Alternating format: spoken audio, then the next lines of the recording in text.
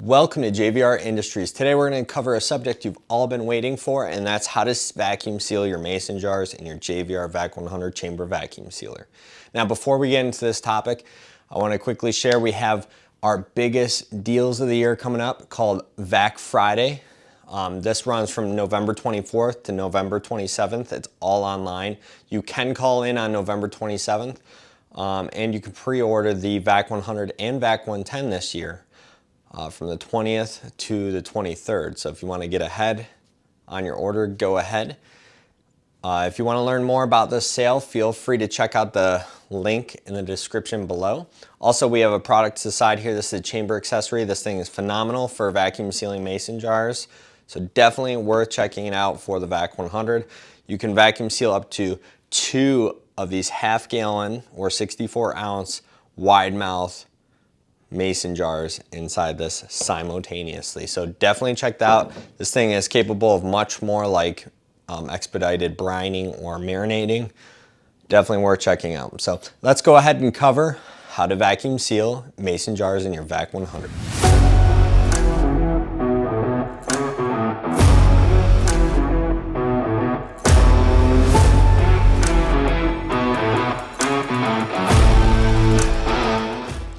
Welcome back, guys. So I have everything from an 8-ounce to a 64-ounce here. Just know anything larger than an 8-ounce, which is over here 16 to 64, will not fit inside the chamber of your Vac100.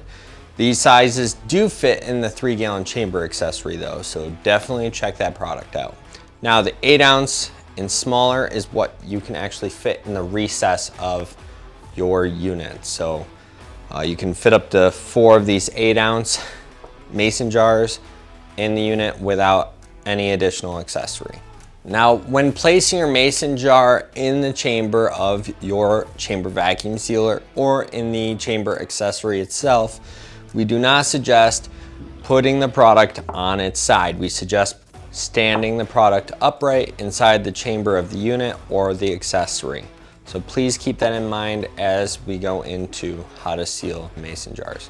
Now, a typical question that we are asked when it comes to mason jars is, does this vacuum sealing process replace the standard canning process that a lot of people do, like in baths and stuff like that?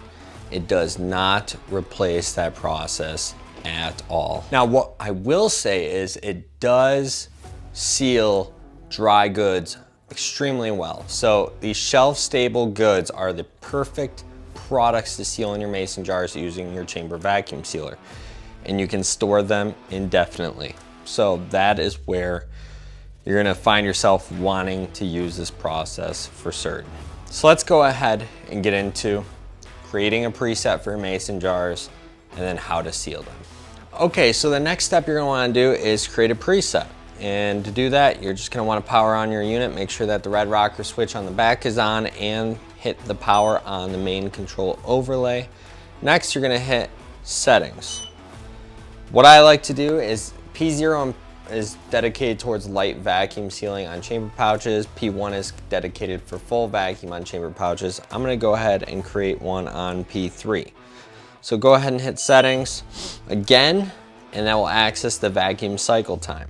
You can use the increase or decrease button to adjust your vacuum cycle time. I like to set this at 50 seconds.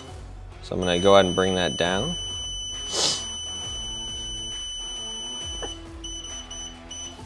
Okay, and then go ahead and hit settings one more time.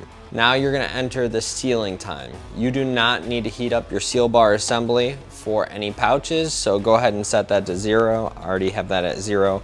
And then go ahead and hit settings one more time, and now you're in the cooling cycle time.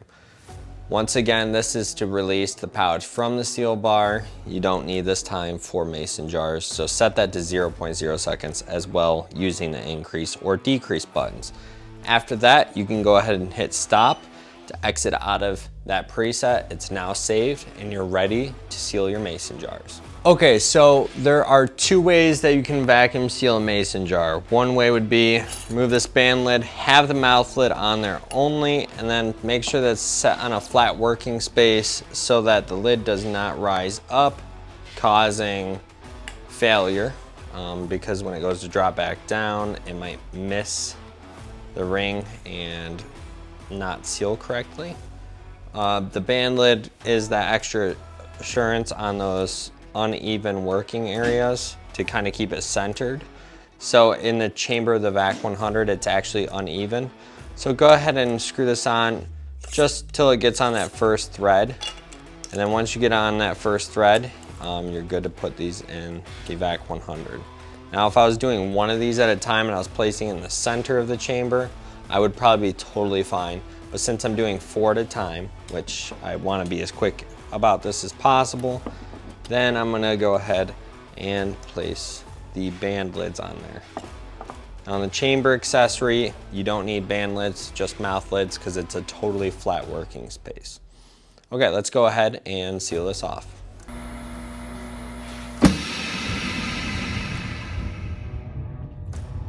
Okay, so at the end of that cycle, you saw the lids all dimple down simultaneously, knowing that, hey, I pulled vacuum on my lids. So now I'm gonna go ahead and lift my lid on my unit, pull out this, and I'm gonna test it.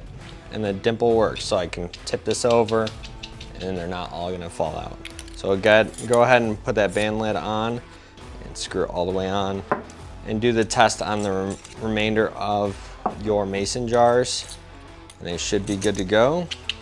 Now, if your lids did not dimple down at the end of that process, repeat all these steps, try again, make sure that mouth is clean, make sure you put it upright in the chamber, make sure it's not tipping over and only having the mouth lid inside the chamber. Make sure it's on a flat working space if you're only doing the mouth lid. If you are working with more than one mason jar in there and they're kind of tilting inward, feel free to use that band lid, and make sure that band lid is barely hitting that first thread on the mouth of the mason jar. That way it doesn't prevent the air from entering and escaping in the sealing process.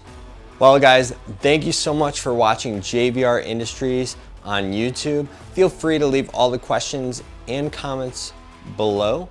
And don't forget that we have all of these products in the description below so you can quickly access and purchase them. Or if you want to learn more, feel free to call our offices during hours and we'd gladly answer any of your questions. Feel free to hit that subscription and thumbs up button so that you can be updated on any future content, especially if you're digging what you're seeing. We're always trying to create content that is fulfilling your needs as a customer. That way you feel like you're using this product to the best of your knowledge. Well guys, thanks again for watching JVR Industries on YouTube, and we'll catch you guys soon.